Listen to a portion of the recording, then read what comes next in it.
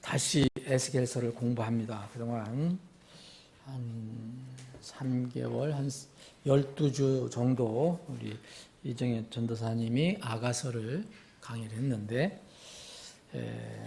다시 제가 에스겔서를 여러분들과 함께 공부하겠습니다. 여러분 에스겔서를 한번 펴보시면 좋겠습니다. 그런데 벌써 한 3개월 지나서 저도 그렇고 여러분들 다 에스겔을 뭐를 우리가 그동안 그 전에 수개월 동안 공부했는지 기억이 잘 안 나죠. 그래서 여러분들 성경을 에스겔서를 펴보시고 지난번에 공부한 것들을 조금 그 상기를 해보는 시간을 갖고 오늘 계속해서 이제 공부를 하겠습니다. 에스겔서 오늘 35장입니다. 35장. 제가 1절부터 3절까지만 우선 읽고 오늘 전반적인 내용을 좀 살펴보겠습니다.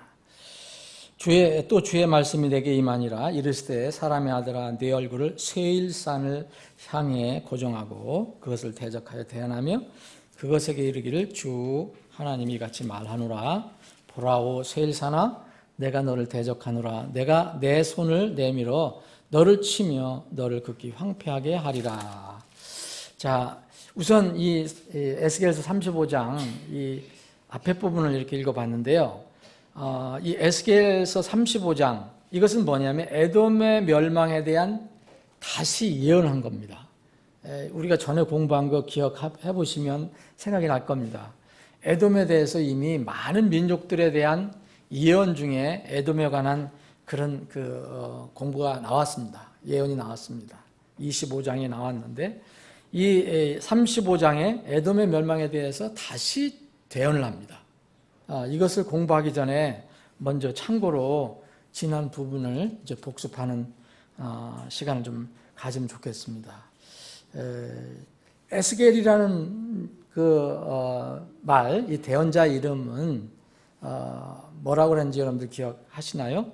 에스겔은 하나님의 힘과 관련이 있습니다. 하나님께서 힘을 주신다 그런 뜻입니다. 에스겔 하나님께서 강하게 하신다. 그래서 이게 이 에스겔서 전체 내용과 또 연결이 되어 있습니다.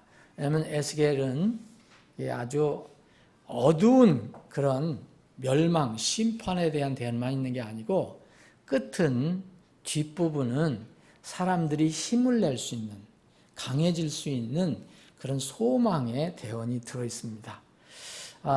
이 수신자는 여러분 누구라고 하셨는지 기억하세요? 수신자는 이스라엘 예루살렘 멸망되고 포로로 이제 바벨론으로 끌려갔잖아요. 그래 바벨론으로 끌려간 사람들, 거기서 이제 막 포로 생활을 시작한 사람들에게 유다 백성들에게 이 에스겔 대언자가 이 말씀을 전한 겁니다. 목적은 이 크게는 유다의 멸망이 나오고 다시 유다의 회복이 나오는데 유다 멸망은 왜 멸망이 됐느냐를 아주 길게 여러 가지 이 내용을 가지고 얘기합니다. 유다의 멸망은 유다가 범죄를 했고 하나님께 불순종했기 때문에 하나님의 정당한 심판에 의해서 이루어진 것이라는 것을 계속 강조합니다. 그래서 너희들이 하나님이신 내가 주인 줄 알리라는 말씀도 계속 하고 있어요. 이 사실을 분명히 알려주기 위해서 이게 에스겔을 썼고요. 또 두 번째는 이제 징벌을 받아서 고난을 겪는 중에도 이 하나님의 은혜로 다시 회복할 영광의 미래가 있다. 그것을 이 유대인들에게 에스겔을 통해서 보여줬고 우리는 그러면 이 성경이 유대인에게만 해당됩니까? 우리 지금 이 성경을 읽는 성경 독자들에게도 해당이 된다고 그랬습니다. 기록한 것은 과거에 기록한 것은 다 우리의 유익을 위해서 기록했다고 그랬으니까 소망을 갖기 위해서 그러면 이스라엘의 멸망과 심판 그리고 예루살렘이 회복되고 또 이스라엘이 완전히 회복되는 그 마지막은 정말 해피엔딩으로 끝나는데, 에스겔서가 주님이 함께 하시는 걸 끝나는데, 그 이스라엘이 이렇게 변화되는 것은 유대인이 아닌 이방인들에게도 연관된 하나님의 대언 내용이 들어있습니다. 절대로 유대인과 이스라엘과 이방 민족이 동떨어져 있지는 않아요. 늘 말씀드리지만 성경을 이렇게 대언서를 공부할 때 보면 항상 유대인과 이방인이 연결되어 있다는 것. 그래서 예루살렘이 회복되고 이스라엘이 회복된다. 성전이 건축이 되고 거기에 하나님이 영광이 다시 돌아오고 하나님이 거하시게 된다. 이렇게 된다면 분명히 이방인에게도 어떤 일이 일어난다는 것을 얘기합니다. 그래서 우리에게도 에스겔서는 많은 교훈을 던져주고 있는 그런 책입니다. 이것을 좀 간단하게 요약을 한다면 이 에스겔서의 주제를 하나로 요약하라 그러면 하나님의 주권과 영광이에요. 하나님 주권은 심판과 관련되어 있어요. 그리고 영광은 앞으로 하나님께서 위로해 주실 거다. 회복시켜 주실 것이다. 이런 내용입니다. 그래서 이런 내용을 가지고 계시면 이제 에스겔서가 48장으로 되어 있어요. 48장으로 되어 있는데 지난번에 끝낸 부분이 여러분들이 이제 공부하기에 이해하기 좋게 이제 34장까지 끝냈거든요. 34장까지. 그러면은 이제 1장부터 32장까지는 하나님의 주권적인 심판 이게 나오고 33장부터 48장 끝장까지는 하나님의 위로 또는 이스라엘의 회복 이 내용이에요. 그래서 1장부터 3장까지는 이 심판을 위해서 에스겔을 부르시는 장면이 나오는 거예요. 에스겔을 대언자로 부르시는 장면, 거기 환상이 나오고 뭐 여러 가지 나오잖아요. 그리고 에스겔에게 사명을 주시는 것도 나오고. 지금 여러분들이 지금 이제 34장까지 공부한 거를 오늘 잠깐 한번 여러분 머리에 정리를 해보는 겁니다. 갑자기 35장 들어가면 뒤에 있는 거 다 잊어버렸기 때문에 이해가 안 될 수도 있어요. 그리고 이 4장부터 이제 3장까지는 그 에스겔을 부르는 장면, 사명을 주시는 장면. 그리고 4장부터 24장까지는 심판에 관해서 얘기하는데 예루살렘, 유다에 대한 심판 내용이 쭉 나옵니다. 그래서 그 심판이 복잡한 내용으로 나와 있어요. 뭐 표적, 사인 주고 메시지가 나오고 여기 8장 같은 데 보면 아주 사악한 이스라엘의 죄가 얼마나 무서웠나. 그 성전 안에서도 아주 위선적인 그런 죄를 짓는 거. 남들이 모를 거라고 생각하고 그 아주 은밀한 곳에서 성전 안에서 못된 짓을 하는 거. 태양신을 섬기고 단무지를 섬기고 하는 이스라엘 사람들이. 그래서 결국 하나님의 심판이 임해서 이스라엘에서 예루살렘에서 하나님의 영광이 떠나는 거. 거기서 성전에서 하나님의 영광이 떠나는 내용을 우리가 살펴봤습니다. 그리고 이제 이스라엘의 심판이 있으면, 예루살렘 심판이 있으면 덩달아 심판되는 게 또 있어요. 늘 말씀드리잖아요. 이스라엘과 이스라엘은 단독적으로 이루어지는 게 아니다. 항상 유대인들은 이방인들과 연결이 되어 있다. 그래서 25장부터 32장까지는 이방족 속의 심판에 대한 내용이 들어있는 거예요. 이방족 속에 대한 심판. 대표적인 것이 이제 25장에 보면 암몬, 모압, 에돔, 블레셋에 대한 심판이라고. 그래서 25장에 에돔에 대한 심판이 다른 그 민족에 대한 심판과 함께 기록이 됐는데 35장에 다시 왜 에돔의 심판에 대한 내용을 이제 기록했을까? 그 부분을 이제 살펴볼 겁니다. 그게 25장부터 32장까지는 이방족 속에 대한 암몬, 모압, 에돔, 블레셋, 그리고 그 유명한 두로 심판에는 이것을 상징적으로도 실제 두로가 심판받았지만 이 두로 심판하는데 그 마귀, 사탄의 정체를 여기서 또 드러내 줍니다.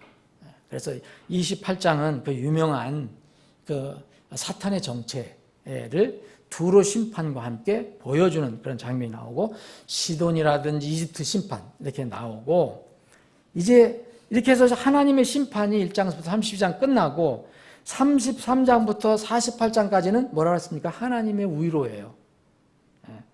이스라엘 편으로 보면 이스라엘에 대한 마지막 회복이에요. 그런 대언이 쭉 되어 있습니다. 우리가 이제 34장까지 공부했잖아요.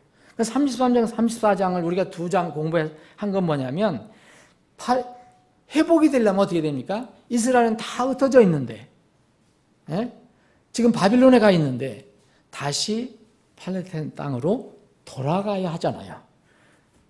그래서 33장, 34장은 팔레스타인 땅으로 이스라엘이 돌아가는 내용이 나온 거예요. 그래서 33장에는 대언자 에스겔에게 다시 제 사명을 다시 상기시켜줘요. 진리의 파수꾼이 어떻게 해야 되느냐.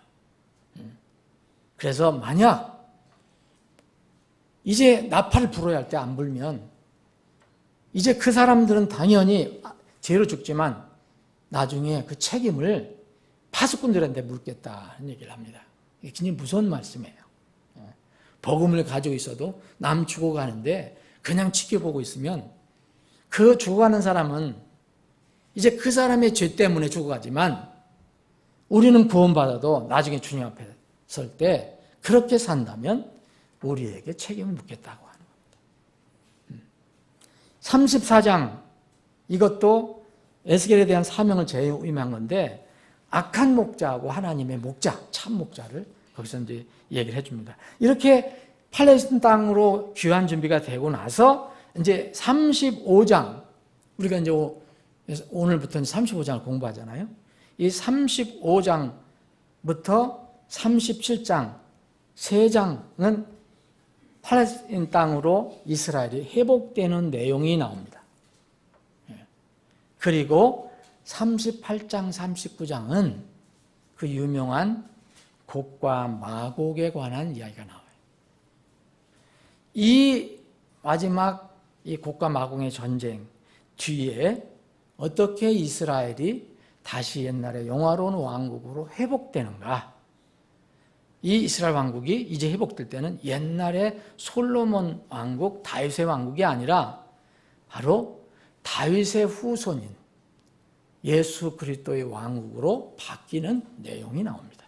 그게 이스라엘에게는 큰 위로고 회복이고 우리 이방인들에게는 큰 소망이죠. 그래서 48장이 마감이 이렇게 되는 겁니다.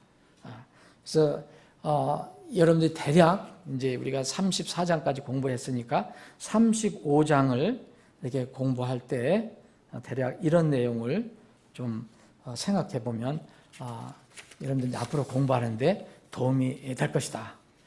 그런데 여기에서 지금 35장에서 다시 왜 에돔이 나왔느냐 이거예요.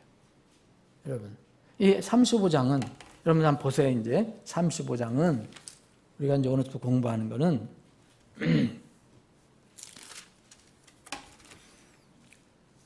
2절에 보면 에스겔에게, 이 사람의 아들 안에 에스겔입니다. 에스겔에게 여호와 하나님께서 명령을 하신 거예요. 너 네 얼굴을 곧받들어서 어떤 지역을 향해서 네 얼굴을 고정하고 그것에 대해서 대언을 하는데 좋은 대언하는 게 아니에요. 대적하는 대언을 하라 이거예요. 대적하는 대언을 하라. 근데 거기에 뭐라고 나왔습니까? 세일산이라고 나왔어요. 세일산. 그래서 세일산에 대한 이 심판에 대한 내용이 35장에 기록이 되어 있는 겁니다. 25장에 에돔을 한번 다뤘다 그랬잖아요. 근데 35장에 에돔을 다시 다루고 있습니다. 여기 세일산은 에돔의 또 다른 이름이에요. 왜 세일산이라고 하냐? 에돔 족속이 거했던 그 지역이 세일산이에요.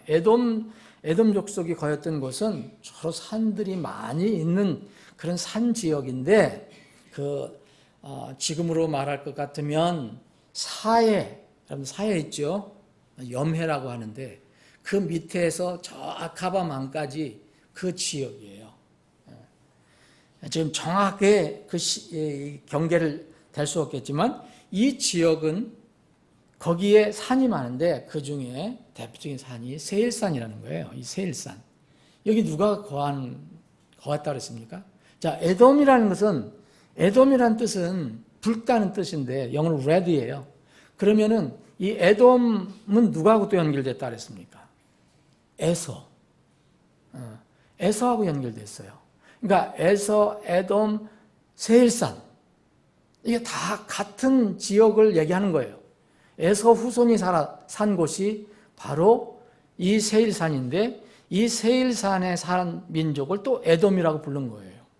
그런데 또 때로는 성경은 어떤 수도나 주요 도시를 그 나라로 칭할 때가 있어요.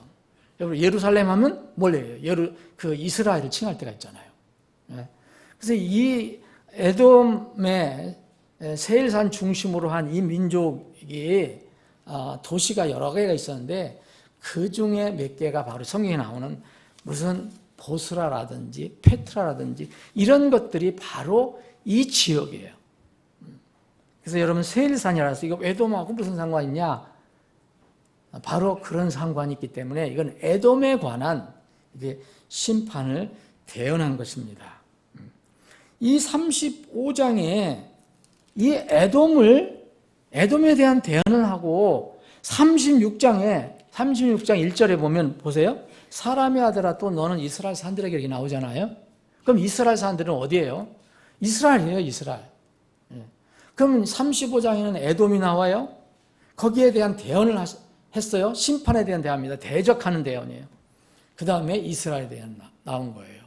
그러면 자 이스라엘 우리가 지금 33장부터 48장까지는 이스라엘의 마지막 때 회복에 관한 내용이라고 말씀드렸잖아요. 그렇게 33장, 34장은 팔레스타인으로 돌아갈 준비하는 거고 그래서 에스겔을 다시 재사명을 준 거고 35장부터 37장까지는 이스라엘 회복이라는 내용인데 왜 에돔이 나오냐 이거예요. 왜 에돔이 나오겠습니까? 이것도 굉장히 깊은 의미가 있습니다. 다시 말씀드리면 이스라엘에만 대언이 떨어진 것이 아니고 이스라엘 대언은 다른 민족에게도 영향이 있고요. 만약 이방인에 관한 명령이 대언이 있으면 그건 또 이스라엘에게도 연관이 돼 있어요. 이스라엘을 회복시키려면 에돔의 대언을 다시 심판에 대한 다시 어떤 뜻이 있으니까 이것을 하나님께서 다시 에돔에 대한 25장은 여러 민족에 관한 내용 중에 에돔에 대한 부분이 나와요. 그렇게 길지 않아요. 근데 여기는 전체가 에돔이에요. 그럼 왜 에돔을 이렇게 두드러지게 드러냈을까? 이 에돔은 많은 이스라엘을 대적하는 민족들이 있잖아요. 여러분 기억하시잖아요. 지금 몇 개 말씀드린 민족 이외에도 수없이 많아요. 이 민족들을 만약 대표하는 민족이 있다면 어느 민족일까? 여러분 한번 생각해 보시면 저는 이게 에돔 민족이라고 생각합니다. 에돔 족속. 이스라엘을 괴롭힌 이교도가 상당히 많아요. 민족들이. 그런데 왜 35장에 세일산 에돔 족속에 관한 대언을 다시 하시고 대적하는 심판하는 대언을 다시 하시고 36장에 이스라엘에 대한 이제 회복에 대한 대언을 하실까? 여러분 에돔 족속은 특이한 족속이라는 거 여러분 아시죠? 여러분 이스라엘은 누구의 후손입니까? 야곱의 후손이잖아요. 야곱의 12지파들이 구성한 그런 민족이에요. 그런데 야곱의 아버지는 이삭이잖아요. 이삭은 쌍둥이 아들을 낳았어요. 쌍둥이 아들 바로 야곱의 친형이 에서라는 거 여러분 잘 아시죠? 에서의 후손이 바로 에돔입니다. 참 이게 굉장히 참 안타까운 그런 슬픈 이야기도 되면서 또 영적으로 깊은 진리가 들어가 있어요. 야곱과 에서는 생전에는 극적으로 화해했어요. 여러분, 에서하고 야곱이 왜 싸웠는가? 그거는 다툰 건 이유는 장자권 때문에 했죠. 하나님께 정해놓으신 장자권. 근데 에서는 하나님께 정해놓으신 것을 아주 값없는 것으로 치부해버렸어요. 그렇죠? 팥주가 한 것으로 팔아버렸어요. 그러니까 육신을 가장 좋은 것으로 생각하는 그런 모형이에요. 영원한 것, 이거보다는 하늘의 진리보다는 이제 당장 보이는, 눈에 보이는 것을 중요시하는 그런 모형이 바로 에서의 행동이에요. 그래서 장자권은 당장 눈에 안 보여도 하나님부터 계속 내려오는 복을 얘기하잖아요. 근데 그거를 당장 배고프다고 팥죽한 거를 팔아버렸어요. 그래서 이 에서가 얼마나 이게 정말로 반하나님적이고 다시는 자기가 회개할 기회를 못 찾았다고 성경 신약에서 또 얘기합니다. 그 에서의 후손은 에돔이에요. 다른 전혀 관련이 없는 그런 족속을 얘기하면 얼마나 우리 마음도 편하겠습니까? 그런데 그 족속을 여기다가 얘기하고 있어요. 에돔은 이스라엘 곧 야곱의 이름 이미 이스라엘 바뀌었잖아요. 야곱의 친형인 에서의 후손들입니다. 육신적으로는 형제였지만 영적으로 완전히 갈라진 거예요. 자기들이 살고 있었던 그 당대에는 그래도 극적으로 화해는 했어요. 야곱이 죽을 고비를 넘기고 에서가 나중에 하나님 마음을 움직여서 죽이지 않고 해서 화해는 했잖아요. 생전에는 극적으로 화해했지만 다음 후손부터, 다음 때로부터는 지독한 반목과 갈등이 시작이 됐어요. 여러분, 진리와 비진리는 절대 화합을 할 수가 없는 거예요. 우리가 아합은 성격이 좀 뭐랄까 행동이 얼마나 욕심도 많고 그런 사람이잖아요. 그러나 그거 상관없이 하나님 것을 찾기를 원하는 그런 면에서 이 야곱은 진리를 택한 사람이에요. 에서는 성격이 어땠는지 모르지만 잔인한 면도 있죠. 그런데 육신적인 것을 택한, 하나님 것보다는 땅의 것을 택한 그런 사람이었어요. 그 후손들이 그런 성격을 가지고 이제 후손들이 태어나는 거예요. 이 부모의 그 이야기를 안 들었겠습니까? 에서의 후손들은? 우리가 그래서 저 야곱 때문에 우리가 여기로 이 예루살렘 그 이스라엘 땅에서 이제 쫓겨나와서 이 세일산에서 산다. 이런 얘기를 두고두고 얘기했을 거 아닙니까? 그래서 이 에돔 족속이 여러분 그 뒤로 계속 역사를 보면 이스라엘을 지독하게 괴롭히고 대적하는 그런 민족으로 나타납니다. 여러분 여기 영적인 면에 또 있어요. 여러분 정말 예수님이 오실 때 원수가 어디서 나온다 그랬어요?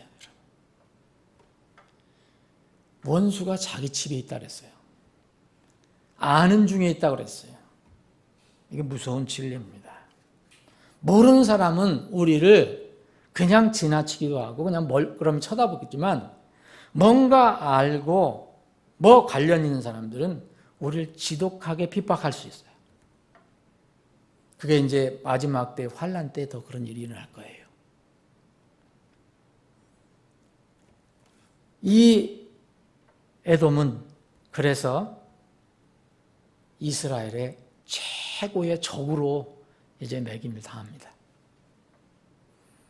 자, 그러면 에돔이 35장에 나와 있는 이 에돔에 대한 이 심판은, 이 대언은 모든 다른 이스라엘을 대적하는 모든 민족의 대표로서 이 에돔을 여기서 다루고 있다는 거예요.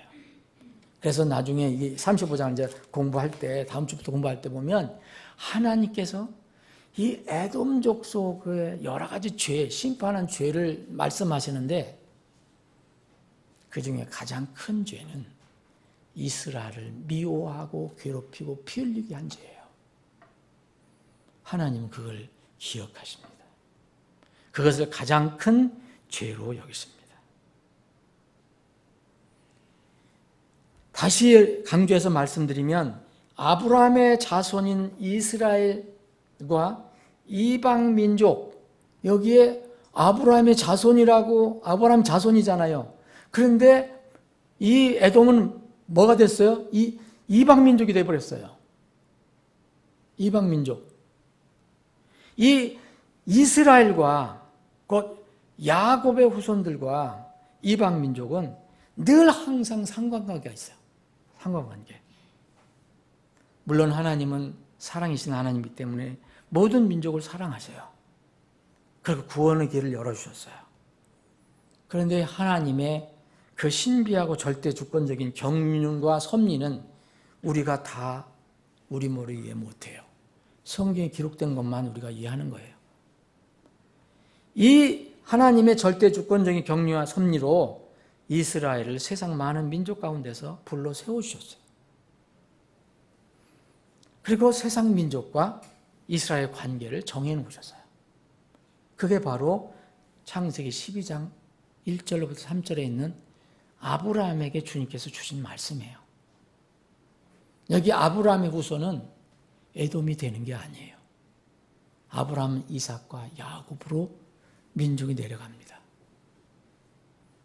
아브라함에게 하나님께서 뭐라고 그랬습니까?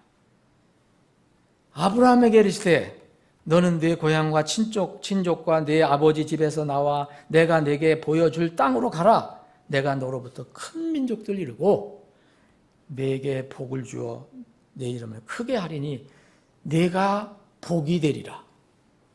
아브라함 자체, 이스라엘 민족 자체가 복이 된다는 거예요. 그리고 너를 축복하는 자들에게는 내가 복을 주고 너를 저주하는 자에게는 내가 저주를 내리리니 내 안에서 모든 민족들이 복을 받으리라.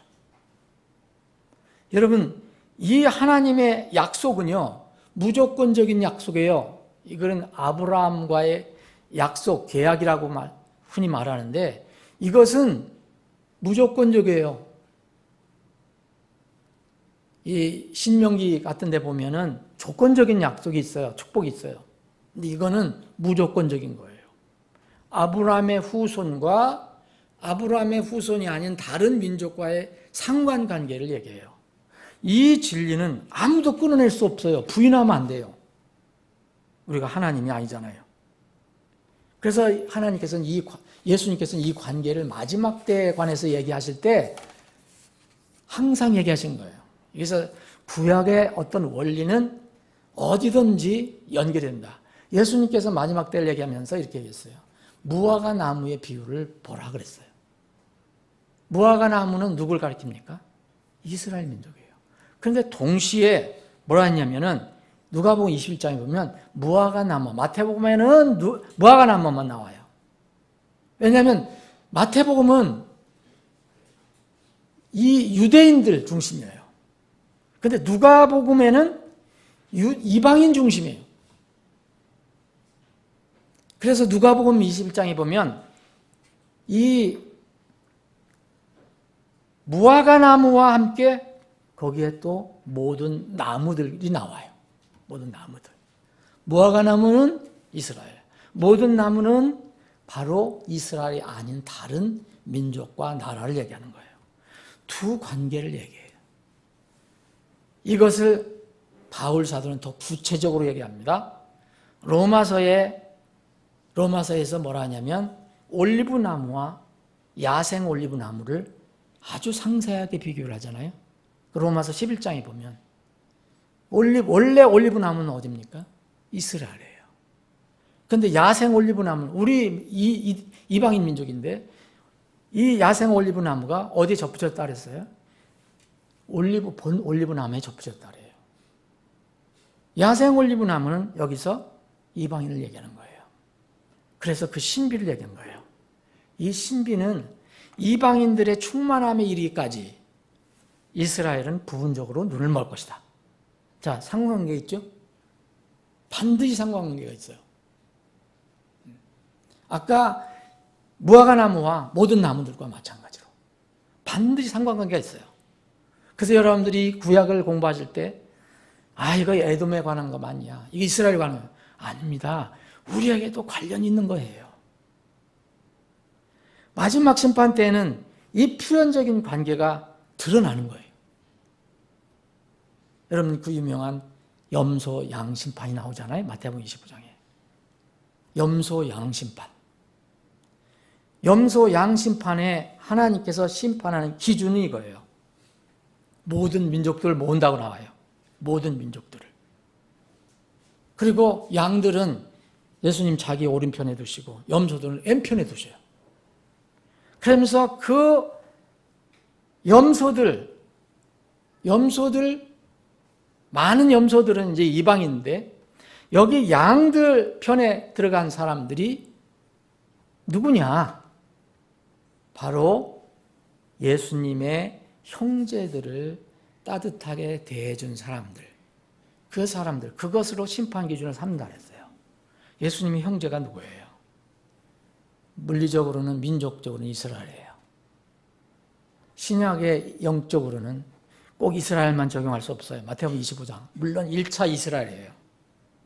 그런데 그것을 영적으로 또 적용하면 이 예수님의 형제들을 괴롭히고 핍박하고 박해한 사람들이나 민족은 염소편으로 서버려요. 이 사람들은 어디 들어갑니까? 지옥으로 들어간다고 나와요. 그런데 이스라엘뿐만 아니라 예수님의 형제는 물리적인 민족적인 형제는 이스라엘이지만 여러분들과 제가 예수님의 형제예요. 곧 신약에서는 교회를 가르쳐요. 예수님의 피를 믿고 구원받은 사람들의 모임, 무리. 여러분들 이런 원리를 알면은요. 그래서 불신자들도 믿지 않는 사람들도 함부로 살면 안 돼요. 이런 원리를 알면. 불신자들도 조용히 사는 사람은 나중에 끝내 구원 못 받으면 지옥 가서도 덜 고통을 받을 거예요. 그런데 불신하면서도 지독하게 괴롭히는 사람들은 분명히 더 큰 형벌을 받아요. 여러분, 예수님을 이 사도 바울이 예수님을 핍박했다고 그랬잖아요. 예수님 스스로 얘기했잖아요. 넌 나를 핍박했다. 근데 사도 바울은 예수님을 핍박한 적 없어요. 예수님을 믿는 그런 성도들을 핍박한 거죠. 예수님 믿고 따라가는 형제 자매들을 핍박한 거죠. 그래서 민족적으로는 이스라엘에게 적용할 수 있지만 여러분 우리가 성경 공부를 하면서 이것은 또 우리에게도 적용할 수 있어요. 교회를 핍박하는 사람들 지금 신자들을 핍박하는 거 좋은 거 아니에요. 그건 나중에 하나님께서 어떻게 대가를 지불하시는가 보면 돼요. 하나님 말씀은 1.1에 변함이 없습니다. 오늘 이제 35장 공부하기 전에 이런 내용들을 대략 살펴봤습니다. 다음 주부터는 이제 세일산을 향해서 대적한 그런 내용들을 살펴보겠습니다. 우리가 묵상할 내용이 있어요. 오늘 공부하고 나서 하나님의 진리는요 절대 없어지지 않아요. 오늘 우리가 살펴본 진리는 이거예요. 여러분 진리가 많이 있잖아요. 하나님 정해놓은 철칙이랄까 이런 거. 생명은 어디에 있다고 그랬어요? 육체의 생명 어디 있다고 그랬어요? 피에 있다고 그래요. 이거 못 바꿔요. 그래서 피가 없으면 죄 용서가 안 되는 거예요. 하나님이 정해진 철칙이에요. 그래서 아무리 육신적인 회개를 많이 하고 행위를 많이 하더라도 구원 못 받는 거예요. 예수님의 피를 믿는 믿음이 없으면 안 되는 거예요. 그래서 피 흘림이 없으면 제사함이 없다. 예수님을 통하지 않고서는 아버지께 못 간다. 이건 아무도 거절할 수도 없고 무너뜨릴 수도 없는 진리예요. 은혜로 구원받는다. 못 바꿔요. 믿음으로 구원받는다. 못 바꿔요. 한 번 죽는 건 사람들에게 정해진 것이고 그대엔 심판이 있다. 못 바꿔요. 사람이 무엇을 심든지 그대로 거둔다. 못 바꿔요. 그대로 하나님께서 그 원리대로 심판하실 겁니다. 오늘 우리가 살펴본 내용 중에 하나에 앞으로 계속 공부하면서 기억해야 할 것은 아브라함의 후손인 이스라엘과 이방인들의 연관성이에요. 이거 잊어버리면 안 돼요. 아브라함을 축복하는 자들은 하나님께 복을 주신다 그랬고 아브라함을 저주하는 자는 하나님이 저주를 내리신다는 이 하나님의 법칙이에요. 대표적으로 에돔은 이 법칙을 무시했어요. 이 진리를 무시했어요. 그래서 아주 심한 심판을 받아서 지금 흔적만 남아있어요. 그 땅에. 그 부분 이제 다음 살펴보겠습니다. 이유는 뭡니까? 아브라함의 언약, 하나님께 정해놓으신 그 약속의 말씀을 무시했기 때문이에요. 이거 무서운 겁니다. 어느 민족도 여기에서 자유로울 수 없어요. 우리나라가, 우리 민족이 정말로 대통령하고 의정자들 중에서 누가 성경을 조금 알고 정말 그런 거 두려운 마음 가진 사람 있으면 좋겠어요. 최소한도 우리가 보면요, 이스라엘을 공격하면 안 돼요. 못 도와주면 그냥 있어야 돼요. 그런데 이스라엘을 반대하거나 이스라엘 괴롭히는 데 가담하거나 이거는 반드시 대가가 옵니다. 반드시 대가가 와요.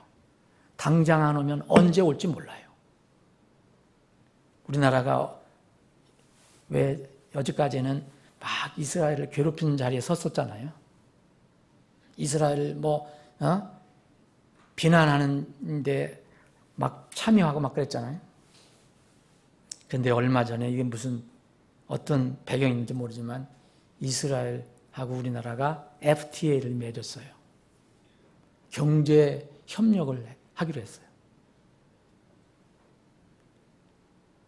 하나님께서 긍휼을 베풀어 주시길 바라는 거예요. 어떻게 해서 그렇게 됐는지 모르지만 단 아직도 이 나라는, 이 정부는 이스라엘의 경제적인 면만 하고 이스라엘의 가장 강한 면이 있거든요. 그런 면은 지금 협력을 안 해요. 그 중에 하나가 군사예요. 군사기술. 그거는 이스라엘하고 안 합니다. 김정은 이를 아마 염두에 두는지도 몰라요. 이스라엘은 가장 가까운 곳에 적을 두고 있어요. 그래서 가장 가까운 데 적을 둔 그런 상황에서 어떤 군사적인 기술이 필요한가? 이걸 가장 잘 가지고 있는 나라가 이스라엘이에요. 미국보다도 이게 더 앞섰다고 하는 겁니다. 미국은 먼데 적이 있잖아요. 근데 이스라엘은 바로 코앞에 적이 있어요. 이걸 어떻게 다를까? 우리가 여기서 얻을 수 있는 것이 바로 이거거든요. 북한, 중국. 그런데 우리 이거는 안 한다고 그랬어요. 한번 지켜봅시다. 여러분들의 기도가 필요합니다. 나라와 민족을 위해서 기도해야 됩니다. 하나님의 긍휼을 위해서 기도합니다. 그리고 여러분들 최소한 이스라엘, 예루살렘을 위해서 기도해야 돼요. 우리가 돕지 못하면. 기도하시겠습니다. 아버지 하나님, 저희들이 오늘부터 에스겔서를 다시 공부하기 시작합니다. 주님, 이 하나님 말씀은 사람의 정말 지식이나 알량한 그런 깨달음으로는 도저히 이해할 수 없는 하나님의 책입니다. 그래서 절대적으로 하나님의 도우심이 필요합니다. 성령님의 도우심이 필요합니다. 오늘부터 에스겔서를 공부할 때 우리 사랑하는 지체들 묵상할 때 지혜를 주셔서 이 에스겔서를 공부함으로써 많은 것을 영적인 지혜를 얻고 교훈을 얻고 그래서 믿음이 더 한층 더 튼튼해지고 성장하는 그런 기회가 되게 해 주시옵소서. 오늘 사랑하는 지체들이 여러 가지 기도 제목을 가지고 나왔습니다.